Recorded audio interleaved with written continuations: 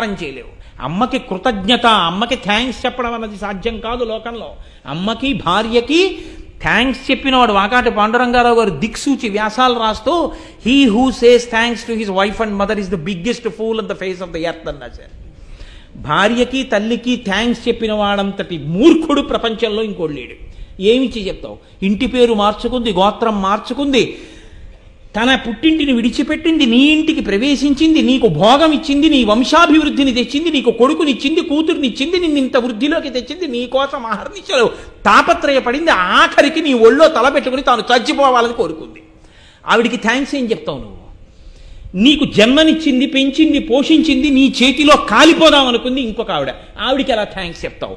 నీవు బతికున్నంత కాలం థ్యాంక్స్ చెప్పలేని వాళ్ళు ఇద్దరు. వాళ్ళిద్దరికీ నువ్వు రుణం తీర్చుకోలేవు. వాళ్ళిద్దరే, ఒకరు తల్లి, ఒకరు భార్య. అంత గొప్ప స్థానాలు. ఇది తెలుసుకున్న వాళ్ళు భారతదేశంలో స్త్రీని పూజించారు. ఇది తెలియని పశ్చిమ దేశాలు భోగ వస్తువుగా చూసాయి. మన దౌర్భాగ్యం వ్యాలంటైన్స్ డే చేసుకుని మనం ఆ స్థితికి దిగజారిపోతున్నాం ఇవాళ. అది మన సంస్కృతి కాదు. మన్ని చూసి వాళ్ళు నేర్చుకున్నారు.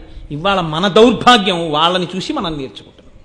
పైగా కనపడ్డ ప్రతి పేపరు, ప్రతి టీవీ ఛానలు వ్యాలంటైన్స్ డే శుభాకాంక్షలు.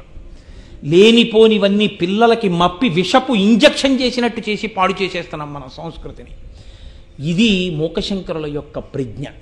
అమ్మతనాన్ని చూసి ఆ చిరునవ్వు గురించి